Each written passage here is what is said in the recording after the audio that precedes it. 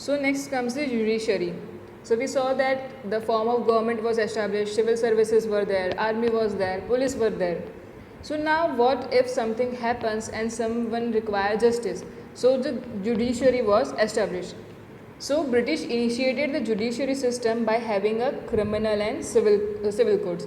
So whatever matters related to crime was there, they were used to be heard in criminal courts, while other matters like the property dispute or the land dispute etc. were in civil courts. Okay, and this that is the judiciary system was started by Warren Hastings through the Regulating Act of 1773 AD. Okay, so the judiciary system in India was started by Warren Hastings through Regulating Act of 1773 AD.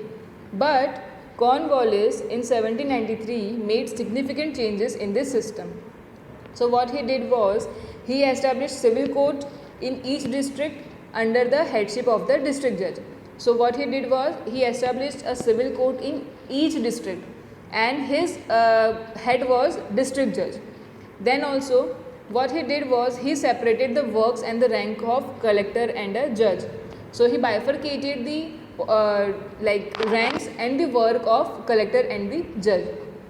Apart from that, there were 4 provincial courts. So the provinces were there and they had 4 provincial courts. And also what Cornwallis did was he made the hierarchy for the courts. So at the highest level were the civil high courts, then were the district courts, and then under them were the registrar courts. Okay, and under registrar courts there were lower courts at the taluka level, and Indian judges were appointed to this lower courts. Okay, and they were known as munsif or amin. Okay, then what Cornwallis did was he divided Bengal into 4 parts for the trial of criminal cases, and they were known as local courts. So Bengal was divided into 4 parts for the criminal cases and it was known as local courts. Okay, and in these local courts Indians were given the very lowest position. And other thing that changed during the Cornwallis time was Muslim laws were brought in English laws. Okay, that is, before that there were different Muslim laws and there were English laws, but some changes were made in Muslim laws and it was brought in English laws. Okay, then came the William Bentinck. He too made a significant changes in the judiciary, but the main significant change we can say as for the Indian perspective was that he started appointing Indians on the higher positions of the judiciary. So William Bentinck made the changes and he started appointing Indians on the higher position of the judiciary. Also, he closed the local and provincial court and handed all the charges to the district court. So who closed the local and the provincial court? William Bentinck. Okay. Then the high courts were established in Kolkata, Madras and Mumbai. So even we know that in current time also each state have a high court. So there is a high court in each state. So in our Gujarat we have a high court in Ahmedabad. Okay. So on such lines, high courts in those times were established in Kolkata, Madras and Mumbai. And in 1773 AD, Supreme Court was established. Okay. Then he cancelled all the legislations and established new legal procedure. So whatever the former rules were there, all were cancelled and he started a new legal procedure. Okay. So we know that Indian judicial system was based on traditional and customary law rituals, which means the laws for Indians and the laws for Muslim were different. The Indians would be judged or were they would be judged based on their tradition and their customary laws, while Muslims would be judged on their traditional or their customary laws, like Sharia law for Muslims were there, and same way there were different laws for Hindus. But this system of traditional customary law was cancelled by the William Bentinck and he made a common judicial system for all. And this law were codified, means the codes were made, the laws were made.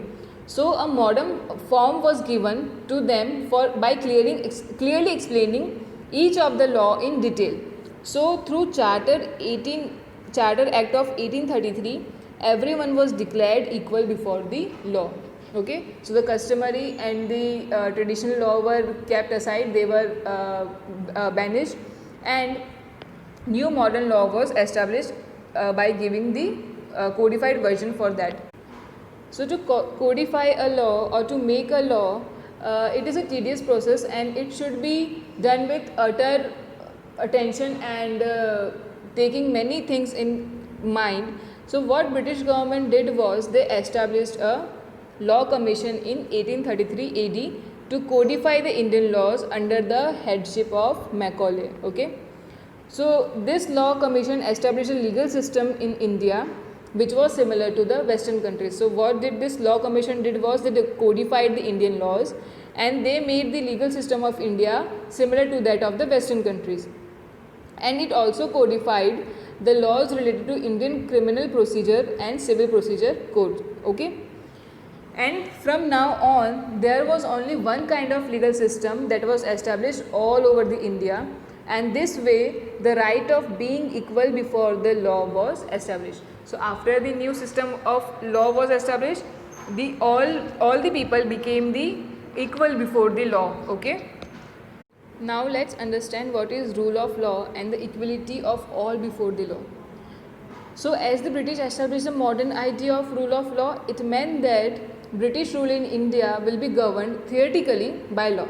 So what was happening before was the rule was governed by the personal will of the ruler.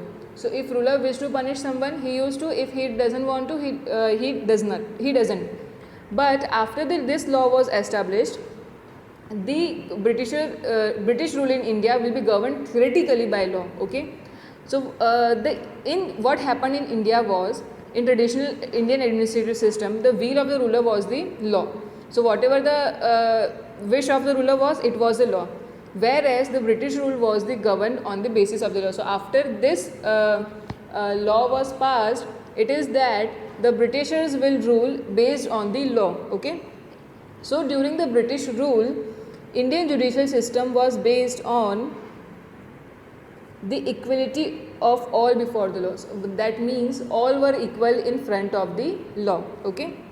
So according to this doctrine, we know that every human being is equal before the law.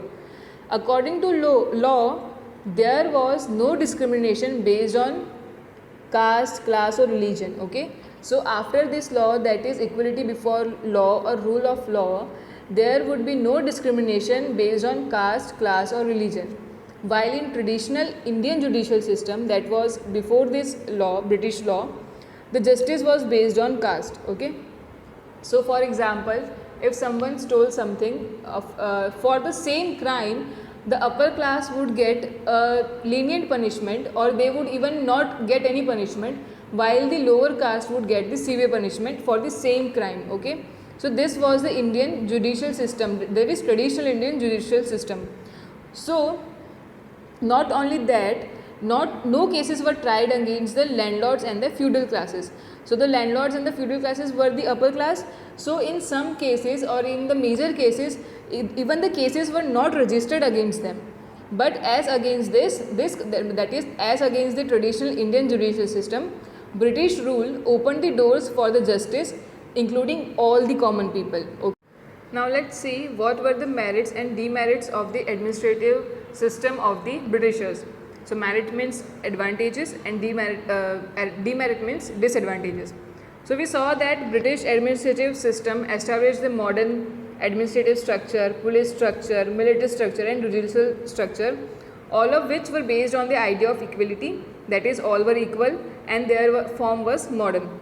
But we know that the main objective for the British rule in India was to strengthen the British Empire itself. Okay. And on paper it was modern, on paper it was equal, but it was not so, as Indians did not get any benefit out of them. For example, Indians were not given any higher position in different institutions, may it be civil services or army, police or judiciary, anywhere Indians were not given the higher positions. Okay. Also, the British law was problematic as it imposed a foreign rule over India in a dictatorial way. So, though Britishers introduced the new form of law, that is, all were equal before the law, but still it was imposed as a foreign rule, because Indians were accustomed to the traditional rule of law, but now they were imposed with the foreign rule, and this was done in a dictatorial way, which was quite problematic. Then, as it is said in the British judiciary system or the law system that all were equal before the law, still Europeans had different set of laws, and even they had different codes for themselves. So, as the rule suggested, everyone was equal in the eyes of the law, but still the Europeans had made their different laws, and they had different codes for themselves. Also, the Indians were not allowed to seek redress against the cruelty of the Britishers. So, if they wanted to file a case against the Britishers, they were not allowed. And also, in practice, the inequality of the law was clearly visible. So, we see that the law was not equal for all. Okay, and also this legal system was very expensive, and the cases were used to go for years and years. Then we should note that at that time Indians were illiterate and ignorant, were almost out of the legal structure. Because of their ignorance and their illiteracy, they were out of the structure, and there was widespread corruption in the courts. So if any Indian wanted to even think about it for that filing a case, they need to face the corruption as well. So the landlords used to harass the farmers a lot. Okay. So we get the element of suspicion regarding the British administrative system.